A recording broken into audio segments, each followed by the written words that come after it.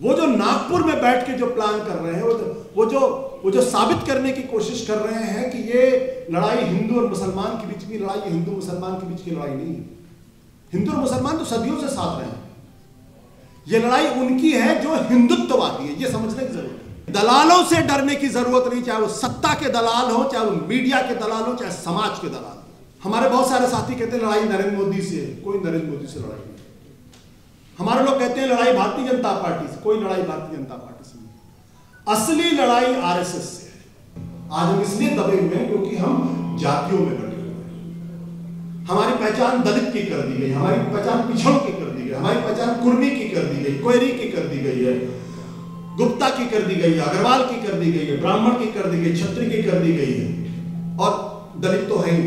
हमारे लिए वो देशभक्त नहीं हो सकते जिनको महात्मा गांधी के कत्ल के बाद सरदार पटेल ने गिरफ्तार किया। देशभक्त वो नहीं है जो देशभक्ति का दावा करते हैं। उनके पुरखों ने तो हिंदुस्तान के साथ गद्दारी की थी।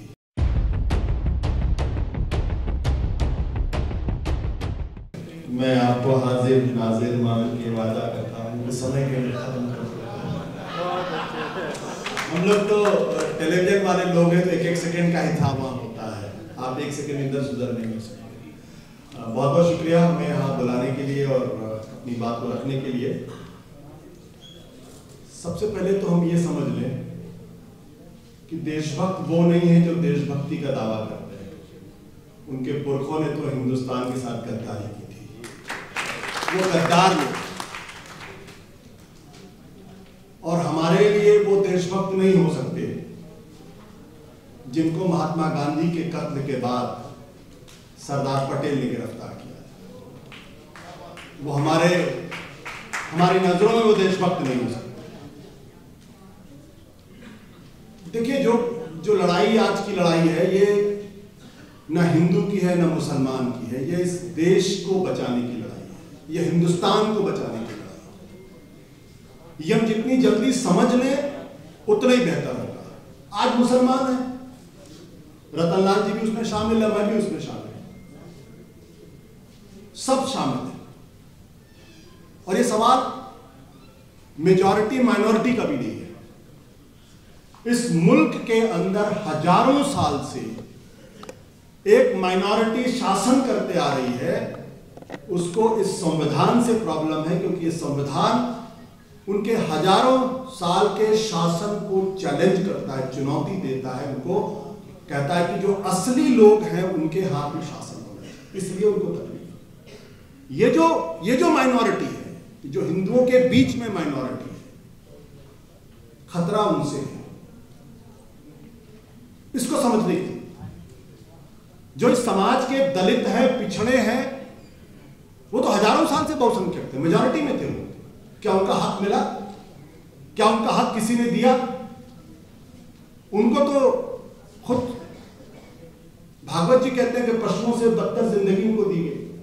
आज जब वो अपने हक के लिए खड़े हो गए हैं, जब वो कह रहे हैं कि मुझे हमारा हक मिलना चाहिए, मुझे इंसानों का दर्जा मिलना चाहिए, तब ये लोग खड़े हो रहे हैं और कह रहे हैं कि तुम सब लोग देशभक्त नहीं हो, तुम लोग गद्दार। ये लड़ाई दरअसल वहां पे आई। इसलिए मैं कभी इस मामले में मुझे दिमाग में कभी कंफ्यूजन नहीं था। जिस दिन पिछड़े, दलित और मुसलमान एक साथ एक दूसरे को भाई भाई मान के, एक दूसरे को भाई बहन मान के एक साथ खड़े हो जाएंगे, दुनिया की कोई ताकत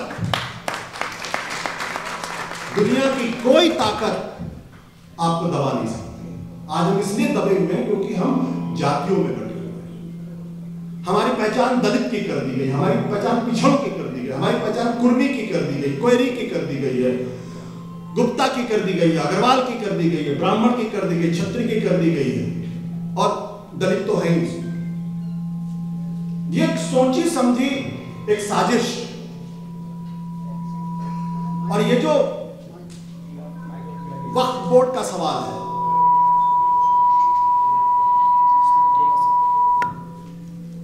मेरी आवाज बुलंद है, बिना इसके भी काम चलता है। हाँ, तो इस बात को समझने की जरूरत है। और मैं इसलिए कहता हूं, देखिए,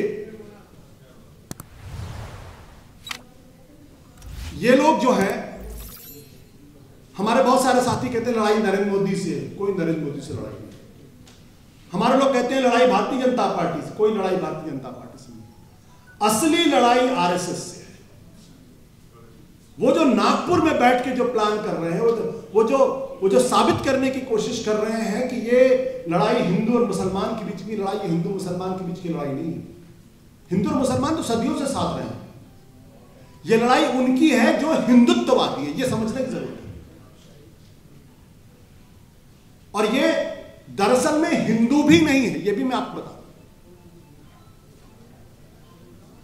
और इसीलिए इनकी लड़ाई गांधी से होती है, इसीलिए इनकी लड़ाई पंडित जवाहरलाल नेहरू से होती है। क्योंकि जब जब ये समाज के अंदर नफरत फैलाने की कोशिश करते हैं, तब तब किसी कोने में खड़े हुए गांधी जी के सामने आ जाते हैं, कहते हैं तुम गलत कर रहे हो,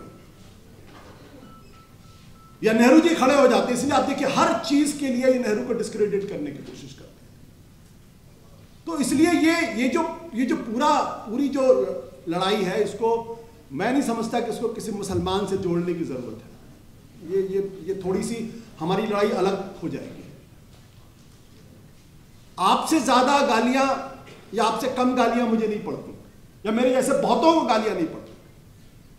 रतन लाल जी तो एक अपनी बात कह रहे थे, पुलिस पहुंच गई। मेरे भी सारे खातों की कई बार पड़ताल हो चुकी है, क्योंकि वो कहीं कोई कामा फुल स्टॉप खोजना चाहते हैं उसमें, कि यहां से गलती मिले, फिर उसके बाद मीडिया में चलने लगे। और मैं, शाहिद साहब है नहीं, शाहिद साहब चले गए, खामखा मीडिया को गाली दे रहे हैं। मीडिया की तो मौत बहुत पहले हो चुकी, 2014 में इसकी मौत हो चुकी है। अब ये पत्रकार नहीं रह गए, अब दलाल रह गए सिर्फ।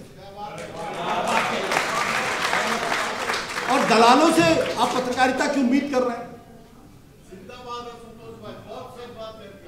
जिनको यही नहीं पता कि इस्लामाबाद कहां, कहते इस्लामाबाद पे कब्जा हो गया। ये पत्रकार थोड़ी है, ये विशुद्ध तौर पर दलाली कर रहे हैं, दलाली का धंधा कर रहे हैं, पिंप है बेसिकली। इनको रात को नींद कैसे आती होगी, मुझे तो इसी पर हैरानी होती। ये जब आईने में अपना चेहरा देखते होंगे तब इनको अपना चेहरा डरावना क्यों नहीं लगता है। तो इसलिए ये इन पर ध्यान मत दीजिए। लेकिन इनके बीच में भी ऐसे बहुत सारे लोग हैं जो बहुत ईमानदारी के साथ आज भी पत्रकारिता कर रहे हैं। और ऐसा नहीं है कि सिर्फ यूट्यूब पे कर रहे हैं, इन चैनल के अंदर रहते हुए भी, अपनी नौकरी खतरे में डालते हुए भी ये लोग कड़े सवाल सरकार से पूछ रहे हैं। ऐसे हैं। आज उनकी संख्या कम हो गई है, ये बात सच है। लेकिन दलालों से डरने की जरूरत नहीं, चाहे वो सत्ता के दलाल हो, चाहे वो मीडिया के दलाल हो, चाहे समाज के दलाल हो। इसलिए मैं ज्यादा वक्त न लेते हुए, मैंने कहा कि मैं टेलीविजन में रहा हूं, इसलिए मुझे एक सेकंड का अंदाजा है। बहुत लंबी तकरीर इस पे दी जा सकती, दी जानी चाहिए, लेकिन एक बात का हमेशा ख्याल रखिए कि हम हिंदुस्तानी थे, हिंदुस्तानी हैं, हिंदुस्तानी रहेंगे। दुनिया की कोई ताकत हमको अलग नहीं कर सकती। अगर किसी मुसलमान के साथ कभी कोई दिक्कत पैदा होगी तो हिंदू खड़ा होगा, अगर किसी हिंदू के साथ खड़ा होगी तो मुसलमान खड़ा होगा, अगर किसी हिंदू मुसलमान के साथ होगा तो ईसाई खड़ा होगा, सिख खड़ा होगा। और ये चाहते हैं कि हम ये कहना बंद कर दें हिंदू मुस्लिम सिख ईसाई आपस में सब भाई भाई। ये षड्यंत्र उस एकता को तोड़ने की है, और हिंदुओं के बीच में जो अल्पसंख्यक है अपना वर्चस्व वो हम पे कायम रहे, इसके लिए वो सारा षड्यंत्र कर रहे हैं। इसलिए किसी मोदी से मत लड़िए, आरएसएस से लड़िए, उसके हिंदुत्व से लड़िए। धन्यवाद।